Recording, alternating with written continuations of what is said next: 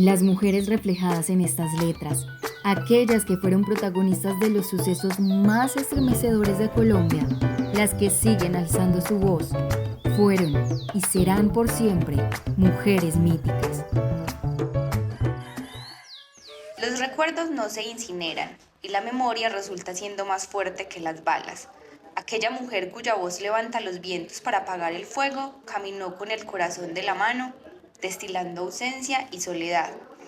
En su aparición, esta patasola empieza a narrar recuerdos, primero algunos felices que se mancharon luego con el color del conflicto. Hoy nos encontramos con Aleida Tamayo, otra de las mujeres míticas del municipio de San Carlos. Y Aleida, ¿cuál es la dinámica? No las estamos presentando porque la intención es que quienes nos ven y nos escuchan las conozcan a través de ustedes y a través de sus propias historias. Entonces, bienvenida a este espacio. Bueno, Camila, muchísimas gracias por la invitación. Aleida, empiece a contarnos un poco de esa historia suya antes de que San Carlos fuera un municipio tan catalogado como municipio del conflicto. No, pues que yo tenía mi matrimonio, mis dos hijos, vivía súper bien, pues ¿A qué se un hogar dedicaban? conformado. No, yo, feliz ama de casa. Y mi esposo trabajaba, él era administrador del matadero. Y así lleva varios años trabajando ahí en el matadero y no, y yo con él bien, pues éramos un hogar bien conformado. ¿Cuándo y en qué momento empiezan a sentir ustedes como esa aparición del conflicto aquí en San Carlos? ¿Cómo lo empiezan a ver y a sentir? A ver, primero que todo, cierto día llegó un helicóptero tirando panfletos donde, pues como de amenazas que iban a acabar con la gente, esto y aquello. Entonces ahí se empezó a sentir uno como lo que decían pues, en las noticias de que en cierto pueblo, en cierto municipio, en cierta parte había sucedido así. Y sí, ¿Ustedes qué sentían en ese momento? pues ¿Zozobra? uno sentía miedo de que esa gente, pues que la gente fuera a aparecer, pero uno nunca se imaginaba, pues donde uno se imaginara que le iba a pasar algo así, yo creo que uno se va del municipio. Cuéntenos entonces ahí sí ese pedacito de historia suyo donde ustedes empiezan a sentir el conflicto. ¿Qué pasó? ¿Cómo pasó? No, eso era un 24 de octubre, en las horas de la noche. Eh, yo me hacía chocolatinas para vender en las escuelas, bueno. Y yo estaba haciendo chocolatinas cuando llegó el esposo mío y a eso de las 10 11 de la noche. Cuando llegó, ¿qué tal? Es que ya he hecho muchas, bueno. Entonces yo le dije, sí, entonces voy a ir a traer algo de comer. Y se fue. Cuando vino y dijo, no, no encontré, que ya muchas cosas cerradas. Entonces, bueno, compartamos esto. Cuando ya nos fuimos a acostar a eso, más o menos 12 pasaditas de la noche, nos fuimos a acostar cuando sentimos que empezaron a explotar como bombas, se oían tiros. Y nosotros vivíamos en una casita unifamiliar, está por cierto aquí enseguida. Sí. Sí. Entonces, los dos niños que están pequeños, uno de 5 años, otro de 9, el esposo mío me dijo, mejor dicho, colocamos la cabeza en la almohada y ahí mismo empezó a sonar todo. Y él me dijo, vaya por los niños y pues que me guardara allá con los niños, que en la parte de atrás de la casa. Entonces él se asomó al balcón cuando vio que dijo, no, porque él me dijo, vaya para la parte de atrás que se entró la guerrilla, vaya, protéjase. Yo pues que él guardaba, apagaba luces y todo. Bueno, cuando él se asomó al balcón y dijo, no, no es la guerrilla, son los paramilitares, están ahí abajo. Y yo, él se llamaba Jesús Alberto, le decíamos Chucho. Yo, Chucho, vámonos, vámonos, porque esa gente se reía y hacían tiros. Entonces, yo le dije, vámonos, vámonos, que están buscando a alguien en esta cuadra. Yo le decía, Chucho, vámonos, vámonos, que van a acabar con toda la gente de esta cuadra, de lo que dicen en las noticias. Y él me decía, no, ¿por qué mejor nos vamos a ir? porque si nosotros no debemos nada. Cuando yo me le enojé, pues porque empezaron al frente de mi casa, había un muerto, pues no sé ese señor. Él vivía con las hijas ahí y lo mataron. Cuando pues yo me puse a llorar y cuando él dijo, empezó a poner los tenis, cuando sintió que tocaron la puerta. Ya no la tocaban, sino con rocas grandes y con las armas empezaron a darle a la puerta. Entonces él dijo, en la parte de atrás de la casa, en el segundo piso, había una ventana y dijo, vaya para atrás con los niños, yo se los paso al techo para que usted se brinque a una terraza vecina. Entonces yo me subí al techo y él empezó me pasó a Daniel, que tenía 9 años, me lo pasó y él brincó de ahí a, a la terraza vecina, listo. Cuando Mateo, que tenía 5 años, brincó y al brincar no le alcanzaron los piececitos, entonces se cayó de cabeza al patio de la casa. Entonces, y esa gente ya había entrado, ya venía entrando a la casa, porque ellos pues sabían todo, donde se prendían luces, todo. Eh, Cuando yo me puse a gritar ahí en el techo, Chucho se tiró de la ventana al patio de la casa, ahí encima del techo, y cayó con techo y todo al patio. Cuando él alcanzó, cogió el niño y yo brinqué a la terraza y él me lo alcanzó a pasar a la terraza. Cuando ahí mismo él me lo entregó y ahí mismo lo cogieron a él, eran por ahí 20 o más personas, había mujeres. Y lo cogieron a pegarle ahí a Ali, y yo abrazada ahí con los 2 niños llorando. Y ya lo sacaron y él sí me miró así pues,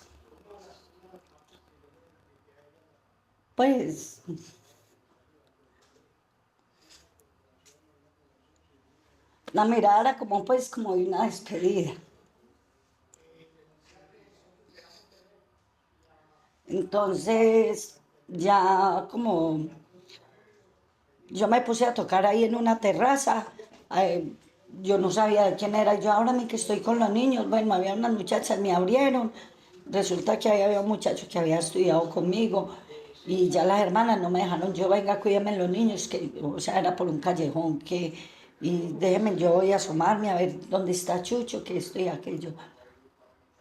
Cuando no me dejaron salir, pero eso por ahí de las 4:30 de la mañana, yo ya salí con los niños y me vine por el callejón cuando vi en la esquina, allí en la esquina, había un muerto. Entonces a mí me dio impresión pues por los niños, entonces yo los puse así contra la pared, que no viniéramos así por todo el andén, para que no vieran eso. Cuando vimos que al frente de la casa había otro muerto, que era un vecino mío. Pero yo la verdad no me di cuenta, yo lo único que vi fue que entré a la casa y yo no me vi para ninguna otra parte más, no sabía que el esposo mío estaba ahí en la calle, ahí muerto. Entonces yo me puse a ponerle sacos, zapatos, porque nosotros nos pasamos así pues descalzos y yo me cambié la pijama y cuando llegaron pues, la policía y yo, ay, ¿qué hacía yo ahí? Yo no, es que nos dañaron, vea, entraron por mi esposo, se lo llevaron, no sé dónde está. Y ellos me pidieron una sábana. Y la casa pues estaba vuelta a nada, toda revolcada. Ya cuando me pidieron la sábana, yo la pasé, pero yo nunca me imaginé que era para tapar el cuerpo de mi esposo. Ya yo me fui para donde mis papás y les conté pues lo que había sucedido. Papá y mismo me puso, nos fuimos para el hospital a buscarlo y nada. Nos fuimos por allá para la Blanda, que por ahí habían pues masacrado a varias gente. Tampoco lo encontramos. Cuando alguien me dijo que Chucho estaba pues veníamos pues ya para acá para el pueblo ahí en el Popo, nos dijeron que Chucho estaba ahí en el hospital, pero nunca me dijeron que estaba muerto. Y cuando fui a entrar a verlo, me dijo un amigo, me dijo, Aleida, no lo vea. Guardé el recuerdo de él como era, que es mejor que no lo vea. Y yo la verdad no me atreví a entrar. Pero yo después hablé con el amigo y él me dice que porque Chucho era pues como un líder y él entró, lo distinguió por los zapatos que él le había dado cierta vez a unos tenis, a Chucho, lo distinguió y es que cómo no va a aparecer Chucho en ningún lado pues. Y él cogió un guante y lo que pasa es que a él lo desfiguraron, nadie lo reconocía. Entonces él cogió con unos guantes, empezó como a darle hormas y dijo, no, ese no. ¿Cómo empieza después de esa travesía ya usted a volver a empezar su vida después de eso que le pasó, de ese episodio de dolor? No, vea, yo por ejemplo, después de que sucedió eso, yo me fui para donde la familia de mi esposo, para Medellín. Me fui desde allá lo enterramos, me quedé hasta diciembre, en diciembre, a fines de diciembre volví acá a San Carlos y ya el alcalde en ese entonces era muy amigo de Chucho, sin yo pedirle trabajo, me llamó que si quería trabajar. Yo, pues la verdad, yo nunca había trabajado. Y, y bueno, empecé como recepcionista de la alcaldía a trabajar. Y ya las fiestas de agosto, las fiestas del agua que eran en agosto, yo seguía trabajando ahí en la alcaldía. Pero en ese entonces se volvió a entrar los paramilitares. Y resulta que entraban a las casas y sacaban la gente. Papá me había prestado una casa enseguida donde él vivía y, y entonces en un segundo piso. Entonces yo al ver esa algarabía, pues yo estaba en el poli con los niños y me vine corriendo, me encerré en la casa. Cuando yo los vi pues por el balcón que pasaban y se entraban a las casas. Entonces yo le dije a los muchachos, venga, tirémonos desde acá al solar del abuelo. Y había por ahí una puertica, pues un hueco para pasar. Y nos pasamos, pero me pasé y resulta que se entraron para la casa de mi papá. Y ya Mateo cuando eso tenía 6 años. Y resulta que en esa algarabía pues de la gente que habíamos ahí, se entró esa gente y Mateo corrió para el patio de la casa. Entonces ya un señor de esos dijo que iba a matar a todo lo que se moviera y en el patio y se puso listo pues para disparar y yo rogándole pues llorando y con Daniel aquí pegado atrás y con Mateo rogándole que para que no fuera a disparar, que ahí estaba Mateo, que era un niño que tenía 6 años. Y entonces yo ya, Mateito, salga, vea que si no sale me lo matan, esto, aquello. Entonces ya Mateo salió y yo lo cogí y ya el señor vio que era un niño y se fue. Se llevaron en ese entonces a un sobrino mío, a papá. Pero pues gracias a Dios se lo llevaron para el polideportivo y gracias al sobrino mío, papá sí logró esconderse por allí en otra casa cuando lo llevaba. Ese día que comentaban en otra historia fue cuando iba a haber una masacre, pero no hubo masacre. Sí. ¿Cierto? ¿Cómo Sí. fue eso? Sí, cogieron varias gente y la llevaron para el polideportivo, los tenían ya amarrados para dispararles, pues para matarlos. Y en esa llegó la guerrilla. Los hostigó. Y hubo un hostigamiento, entonces ya lograron escaparse. Más sin embargo, ese día sí hubieron muertos, sí. ¿Usted se quedó aleida en San Carlos aquí después de lo de los niños? No, entonces yo dije, no, esto no es vida para mí. Yo empaqué en una maleta y al otro día me fui para Medellín. Un cuñado mío vino a Granada por mí, a recibirme con los niños y fue muy impresionante porque ese día recuerdo que era un viernes. Bueno, no recuerdo si era jueves o viernes, iban a haber 100 matrimonios acá en el pueblo. ¿100 matrimonios? Sí. ¿Y nunca? ¿Y por Pues qué era 100 un matrimonios? acontecimiento, 100 matrimonios. Y en ese entonces se entró la guerrilla, volaron el comando de la policía. Y yo ya con maleta lista, ¿yo qué hice? Yo veía pasar pues, la gente que pasaba vestida de novios y los veía pasar para la iglesia y nosotros, qué tristeza uno tenerse que irse del pueblito así con lo que le quepa en una maleta.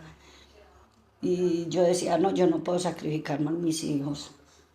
Y llega a Medellín Y ¿qué? ¿Cuánto llegué a vive allá? Medellín donde una hermana, no, Y muy triste porque cuando íbamos eran helicópteros acá cercanos, aquí en los charcos, uno Una pasaba por ahí. película.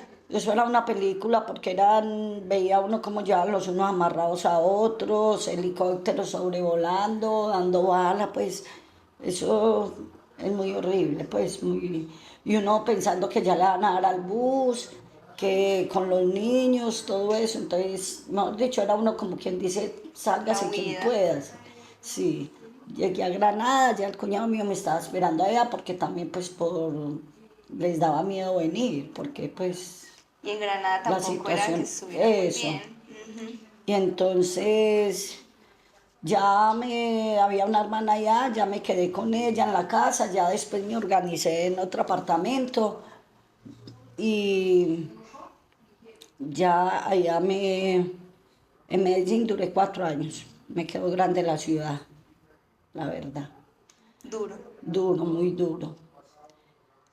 duro porque yo trabajaba en una fábrica, me tocaba a veces de 5 de la tarde a 5 de la mañana o bueno, horario de noche, a veces varios horarios pues, y me tocaba dejar los niños solos prácticamente.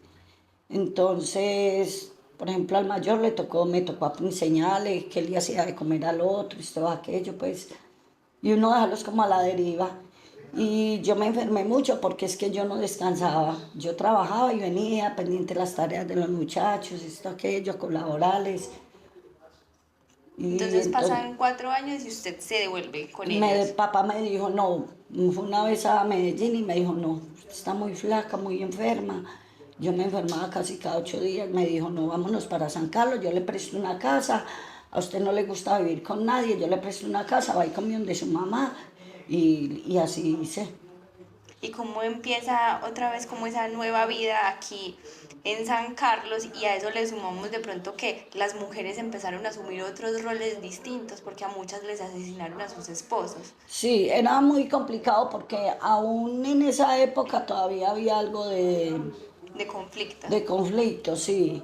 Porque recuerdo que pues ya Daniel tenía por ahí 13, 14 años y le regalaron unos juguetes, algo así, y se enamoraron de un juguete y yo me volví guapa porque, por ejemplo, le regalaron unos boquitoques y iban hasta la casa que los tenía que entregar. Y yo iba a averiguar quién era el que mandaba y veía hablaba con ellos. Y yo ya sin Los miedo, enfrentaba. aprendiendo, yo les decía, es que me parece el colmo, que el hijo de uno no pueda tener un juguete porque ustedes se enamoran de él, entonces hay que dárselos. Entonces, pues no, ya están pasados. Como Aleida empieza a asumir también como esas acciones de resistir, de empezar otra vez a volverse una mujer fuerte, una mujer que pudo con todo ese proceso de tanto dolor. No, pues yo no sé, vea, yo le digo la verdad, que si uno no tuviera hijos, a uno no le importaría, o sea, uno no hubiera salido adelante. La verdad, los hijos le dan ese, porque yo decía, no, pues, ¿cómo voy a dejar yo? Mis hijos tienen que, yo soy el apoyo de ellos, yo no puedo fallarles a ellos. Y ya, yo trabajaba por ahí en lo que resultara, pues, sí. Y Papá puso un ahora, almacén, yo ya se lo administraba, ajá, todo eso. La familia de mi esposo, tanto la familia de mi esposo como la familia mía me colaboraron demasiado. siempre. Siempre me han crecido. Y Aleida, cuéntenos un poquito de ahora cómo vive y sus hijos, cómo crecieron, qué Ah, no, hicieron. ya muy contenta, lo saqué adelante, se graduaron, al menos lo mandé a estudiar a Medellín con mucho sacrificio, pero sí, lo saqué adelante, él ya se graduó, es ingeniero civil, y Daniel, que es el mayor, él estudió administración de empresas, en el momento es el secretario de gobierno acá del municipio, y hace 4 meses soy abuela, primera nieta, Y feliz. y feliz, no, pues eso es una maravilla, sí. Aleida cómo empieza a reivindicar su historia, y con esto nos conectamos a ese ejercicio que hicimos de ver con qué mitos nos identificábamos para contar la historia, con cuál mito se identificó y por qué. Vea, yo me identifiqué con dos mitos, con la pata sola porque es muy duro y más uno, pues yo digo, la verdad, pues yo no estaba enseñada a trabajar, o sea, sí vendía mis chocolatinas y así, pero, pero uno salir, pues ver, uno no sabe, la vida le cambia en cuestión de segundos. Y ver uno que tengo estos dos niños, ¿qué van a hacer de ellos? Yo no les puedo fallar, esto, aquello. Había que hacer lo que resultara, prácticamente. Sola. Sí, sola. Gracias a Dios, aquí terminaron de estudiar. Tuve la facilidad, pues lo mandé a Medellín a estudiar a Mateo. Daniel sí se quedó acá conmigo. Y él estudió acá, pues estudió virtual y a veces presencial, así. Ya yo también estudié, yo hice una tecnología ¿En qué? en el SENA, en control ambiental. Ah, mira, Sí, ya yo no, después de vieja me dio por estudiar. nunca es tarde. Sí, Nunca es tarde, yo creo que ese también es el mensaje que nos deja Leida y nos han dejado varias de las mujeres que han pasado por acá, y es que después de todo ese dolor y ese sufrimiento ustedes pueden volver a empezar cuantas veces sea necesario. sí, yo por ejemplo en el SENA me meto a cuánto curso resulta, tengo por ahí 20 diplomas de, pues, que le dan a uno de los cursos que he hecho en el SENA, porque ya como no puede hacer uno Otras cosas o otra, carreras. eso sí. Aleida, y este, de pronto ese trabajo que empiezan a hacer entre mujeres o usted se ve apoyada por mujeres, ¿cómo ha sido ese proceso? Porque sabemos que aunque el conflicto impactó de manera diferente a hombres y mujeres, las mujeres fueron las que se empezaron como a juntar, a hacer procesos, organizaciones. ¿Usted ha hecho parte de esto? ¿O cómo ha sido? No, no. Más poquito. No, yo no he sido tanto de programas así, prácticamente este es el primer programa que me meto así como de De mujeres, lleno, sí, con así de lleno. mujeres. Sí, uno sí participa por ahí de cositas, pero así de lleno es con este el primer. Aleida, ¿y cómo usted cree que la historia suya y el resto de mujeres puede ayudar a construir paz o esa cultura de paz? ¿Usted por qué cree que es importante que la gente conozca sus historias? A ver, o sea, son historias muy tristes, pero que uno no se las desea que le ocurran a nadie, porque yo pienso que si la gente que hace esto supieran el mal que le hacen no a una persona, sino a muchas, que se pusieran en los zapatos de uno, no harían eso. Porque es algo muy duro de salir adelante. Y no, y por ejemplo yo le recalcaba mucho a mis hijos que, pues es que a mí me parece que una persona que tenga un arma, sea quien sea, es mala. O sea, no, enséñalas a no tener rencor, a salir adelante sin mirar quién es este, aquel, no, nada. A, No, pero así va muy bien. Yo creo que con eso vamos cerrando el episodio, agradeciéndole a Leida no solo abrirnos su corazón, sino abrirnos también a que conozcamos su historia. ¿Y usted con qué mensaje se despediría? ¿Con qué mensaje le daría a usted, mujeres, que de pronto la escuchen y se inspiren en usted? A ver, mensaje, no, que nunca es tarde para salir adelante, sea de cualquier forma, que hay que seguir para adelante, no nos debemos cerrar las puertas, que nunca es tarde. Eso está muy bien, muchas gracias, Aleida. Usted sabe que yo valoro muchísimo, honro su historia, honramos Muchas sus gracias. historias, y que bueno, esperemos que quienes la vean y la escuchen también.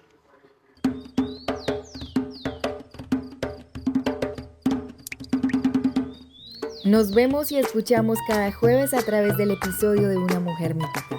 Encuéntranos en Spotify, YouTube e Instagram como @mujeresmíticas.